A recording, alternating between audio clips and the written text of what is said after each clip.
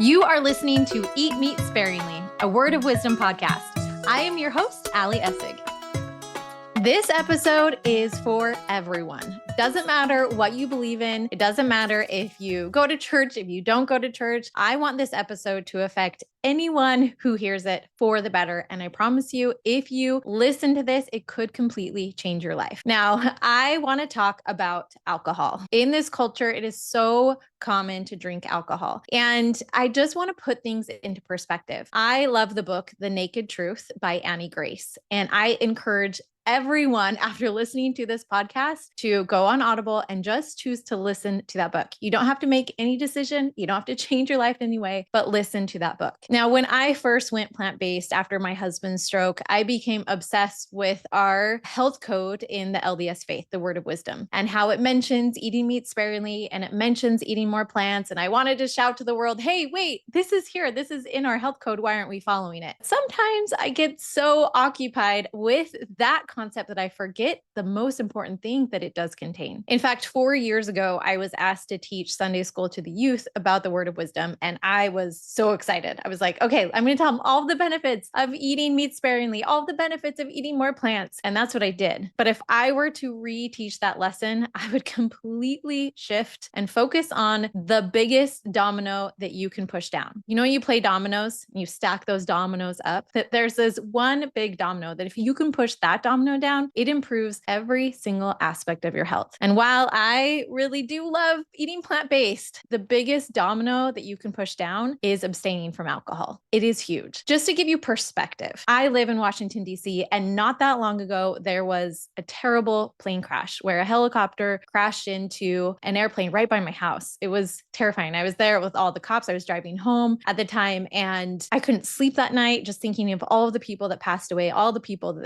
but today in America, every single day, 2 planes worth of individuals die from alcohol-related causes. Not just 1 plane, but 2 planes. It's as if every single day in America, there's 2 large jet planes that crash into each other and everyone dies on board. And that's the amount of people that are dying from alcohol. It's tragic. It's terrible. It's not headline news, but it happens. Actual plane crashes are rare. Dying from alcohol is so common, and you do not have to be an alcoholic to be affected. So today I want to go deep into all of the details, the health and the social details of what happens even if you're just drinking socially, even if it's just occasionally, what exactly it is doing to your body. Now, the number 1 cause of death in America is heart disease. It is the number 1 cause of death. And alcohol is not helping the situation at all. In fact, alcohol raises blood pressure and triglyceride levels. Even moderate drinking can contribute to cardiomyopathy,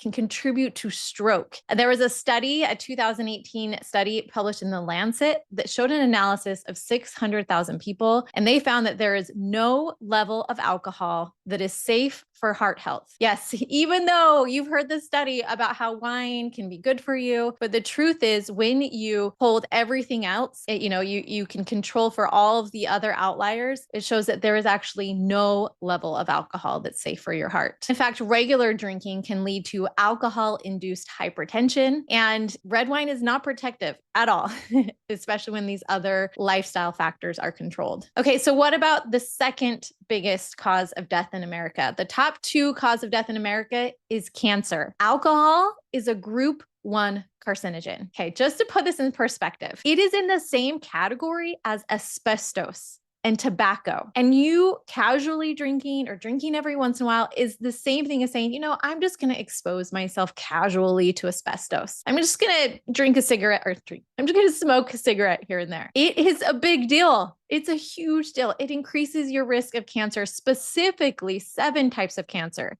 And number 1, if you are a woman, you should not be using alcohol to relax at night because it significantly increases your risk of breast cancer. It significantly increases your risk of colorectal cancer. I can talk all day long about fiber and eating more beans and eating meat sparingly. But again, the hugest domino in all of this is to reduce your alcohol use. And liver cancer, esophageal cancer, mouth and throat cancer, all of these cancers are affected by even moderate consumption of alcohol. Alcohol metabolizes into a toxic chemical that damages DNA and prevents repair. When your DNA is damaged, that is the beginning sign of cancer. That is the initiation of cancer. And the more and more you're drinking, the more and more that happens. Even just one drink per day increases breast cancer risk by 7 to 10%. The World Health Organization and the American Cancer Society has both recommended zero alcohol for cancer prevention. Now, what about the third leading cause of death in America? Well, the third leading cause of death in America is accidental deaths and injuries. I will never forget when I worked on Capitol Hill,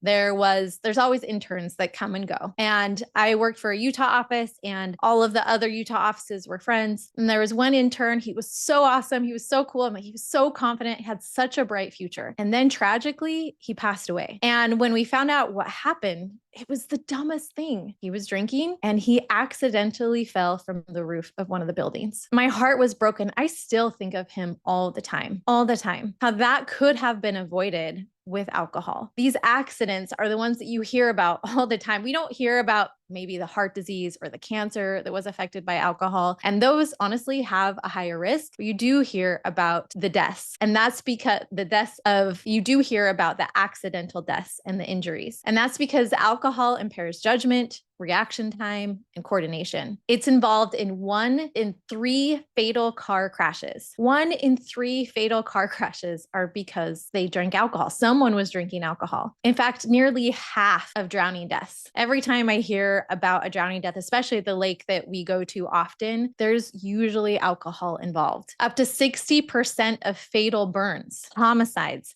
and even suicides. And the CDC has said that more than 140,000 alcohol-related deaths happen in the US annually. So what about fatty liver disease? Let's just keep going down the list of the top 10 causes of death and fatty liver disease. Well, alcohol is the #1 cause of preventable fatty liver disease. And it leads to alcoholic fatty liver disease, to hepatitis, to fibrosis, to cirrhosis, so many things. The liver has to process alcohol and it is a toxin. It disrupts your glucose metabolism. It disrupts your fat breakdown. In fact, even non-alcoholic fatty liver disease rates are also increasing with regular social drinking. Type 2 diabetes. Let's talk about type 2 diabetes. Alcohol interferes with insulin sensitivity. It can cause hypoglycemia in the short term and insulin resistance over the long term. The high sugar content in many drinks and the stress that alcohol puts on the pancreas can promote diabetes. And regular drinking can also cause weight gain, especially visceral fat, which worsens insulin resistance. What about Alzheimer's disease? What about brain health? Well, a 2018 study in the Lancet Public Health found that alcohol use disorder is the strongest modifiable risk factor for dementia, especially early onset dementia, which is before the age of 65. In that study, over 1 million French hospitals patients, 57% of early onset dementia cases were alcohol related. 57%. I'm just going to repeat that. 57% of early onset dementia were alcohol related. Chronic alcohol use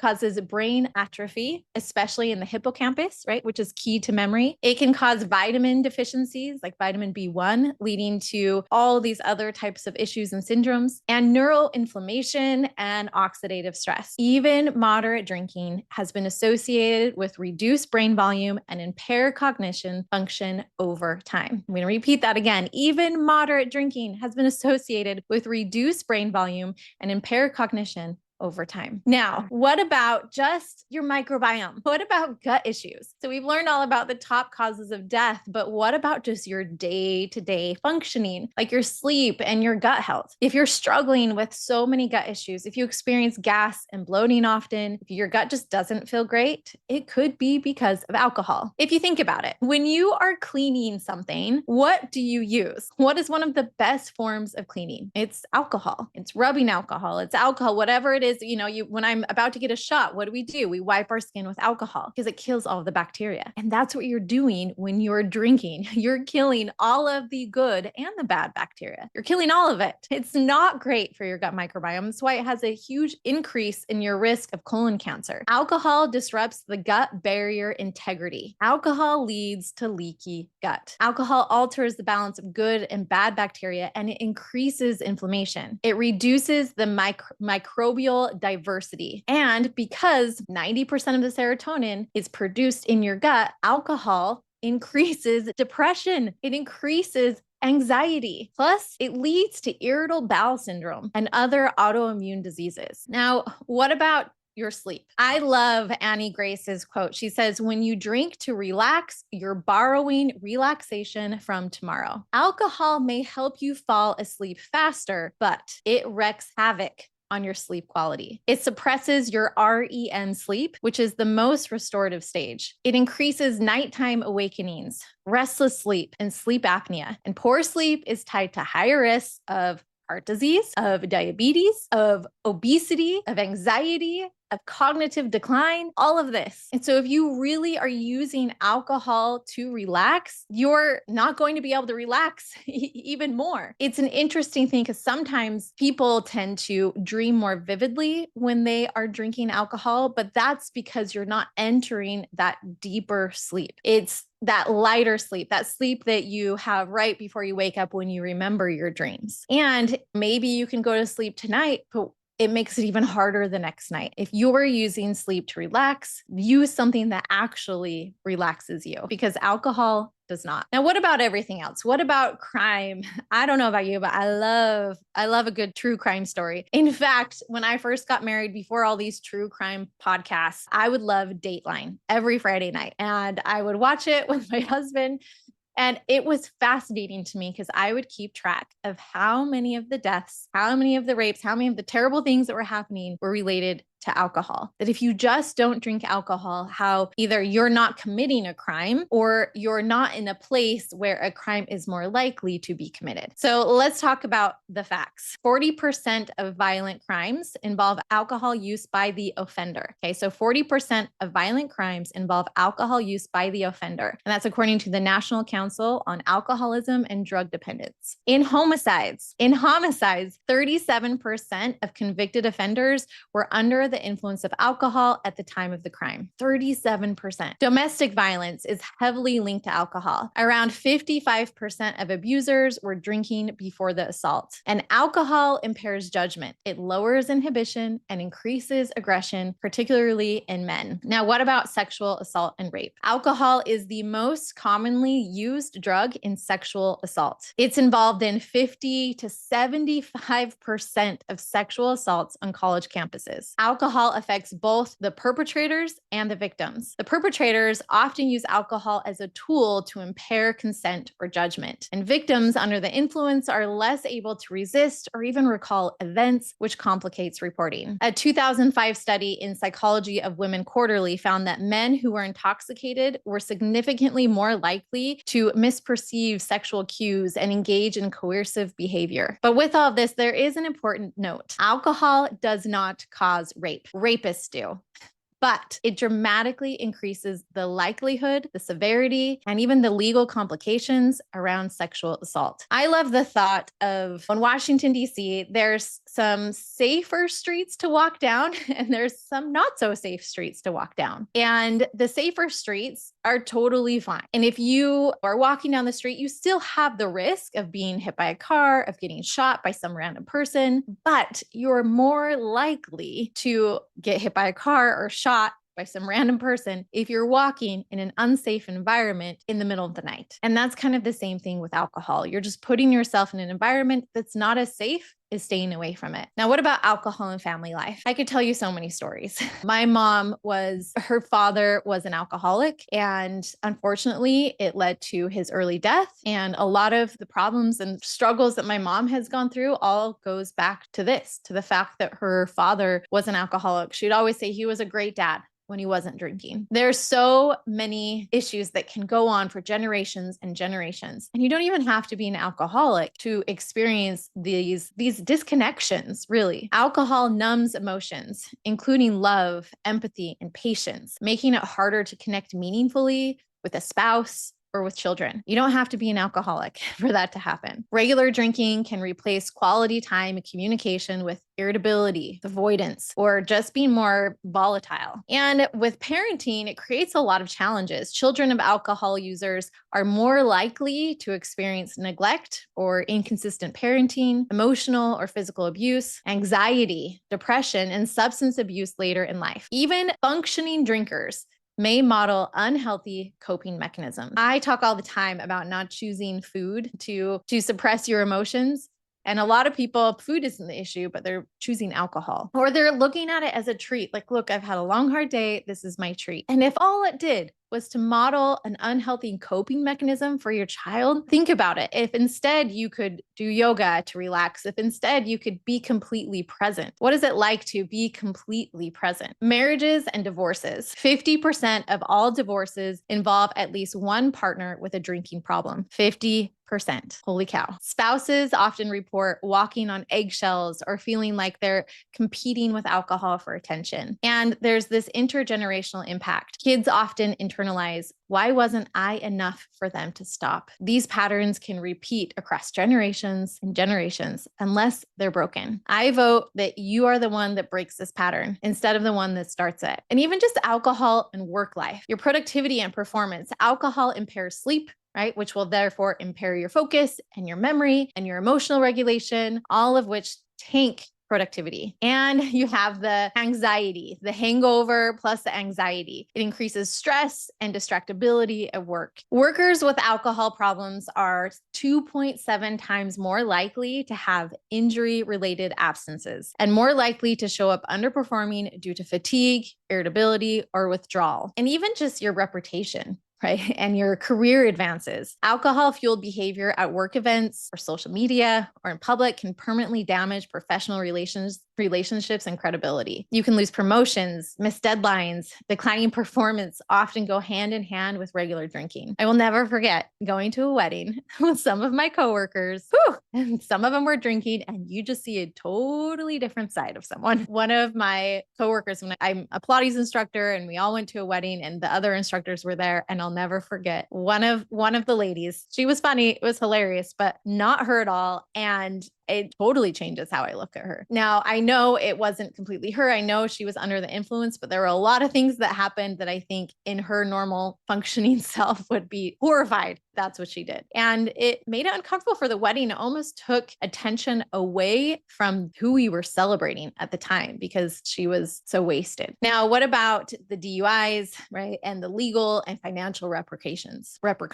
Now, what about the legal and financial repercussions? Well, you've got DUIs, public intoxication, or workplace incidents. They can lead to job loss, fines, or even jail time. Plus, you never want to be under the influence when you get in an accident. It can impact other people, not just your own life. And what if something happens where you had to drive, but you couldn't because you were under the influence? When I was working on Capitol Hill, I had a meeting with someone else where we then became friends. He was in another office. And as we were talking more about our personal lives, I kind of mentioned to him that I'd actually never drank alcohol before in my life. And his response was hilarious. He was like, "What? Are you kidding me? That means that you have been present for 100% of your life." And it was fascinating to me. I was like, what? I never even thought about that. Just being completely present for 100% of your life, that I am aware of every action that I ever made, that I never did anything or woke up the next day and thought, what did I do last night? I have been present for my entire life. And that's a gift. And also, even just going to work out as a Pilates instructor on Saturday mornings, I would always be teaching classes. And sometimes my regulars would just be like, oh, I'm hungover. I don't feel great. And they couldn't give it their all. They couldn't become the best version of themselves in just their workout during that time because of the after effects. And even one of my good friends who used to casually drink when she was a teenager, she was more of an alcoholic. She was even sent to a school. She's actually here from Virginia, and she was sent to a school in Utah actually to help with her drinking problem. Well, she thought she would drink her whole life. She loved it. But now she's realizing that she's so much more anxious. She has so much more anxiety and even depression after she drinks. And for her, her health matters more than that. When I hear of friends, family members that maybe leave our church and our faith tradition where we believe in not drinking any alcohol in the word of wisdom, I could really think of, yes, all the spiritual implications, but first, honestly, I go to the health implications. I go to, oh my gosh, it's increasing your risk of cancer. You're not going to sleep as well. You have a higher risk of dementia. You could be increasing your risk of heart disease. If you are truly worried about your health, not even moderate drinking is worth it. It's just not worth it. Alcohol doesn't just take years of your life. It takes life out of your years. It steals presence, purpose, connection from your family, from your career, and from your own self-worth. And there's this myth today in our culture that moderation is okay and that it's fine, and there's a huge marketing machine where the alcohol industry is spending billions annually to make drinking feel sophisticated, relaxing, socially acceptable. There's this mommy wine culture,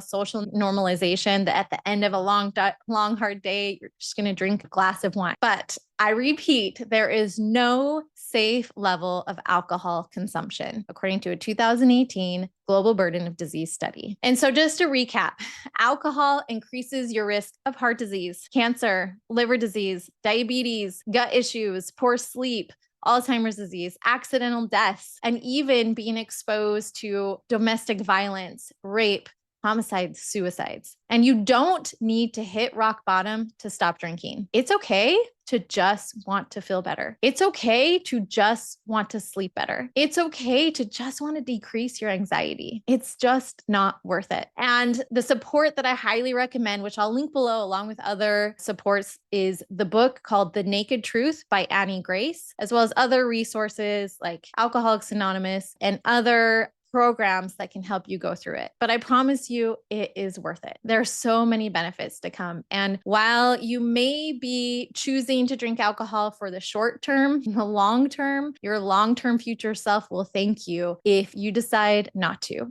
And if you just pass on that glass of alcohol on your trip, if you pass on getting the drink package on your cruise, you'll be able to live life more fully. You'll be more present. To me, this is the biggest domino, and it is the greatest gift that I ever received, to be taught to avoid alcohol. And while I do feel like there's a great gift in eating meat sparingly and eating more plant foods, I think the biggest domino, I'm so grateful for it. I'm so grateful that in my life, I can avoid being one of those passengers on 2 airplanes that are worth of people that are killed every single day. And while I may be a bystander one day, there's always the chance of being in an accident where someone else is under the influence. I can control what I can control. And to me, it's just worth it. All right. I'll see you next week. Thank you for listening to Eat Meat Sparingly, a Word of Wisdom podcast. I'm your host, Ali Essig. And if you need more help and support with transitioning to eating more plants so you can lose weight and feel better, improve your gut health, and just reduce your risk of chronic disease, then make sure to check out my PlantWise membership. That's PLANTWHYS, because I like to teach the why behind eating more plants. But if all you need is just a couple more delicious recipes that feed your family and everyone loves, and not to mention super simple and easy, then make sure to check out my YouTube channel, which is also PlantWise, PlantWhys. Hope to see you there.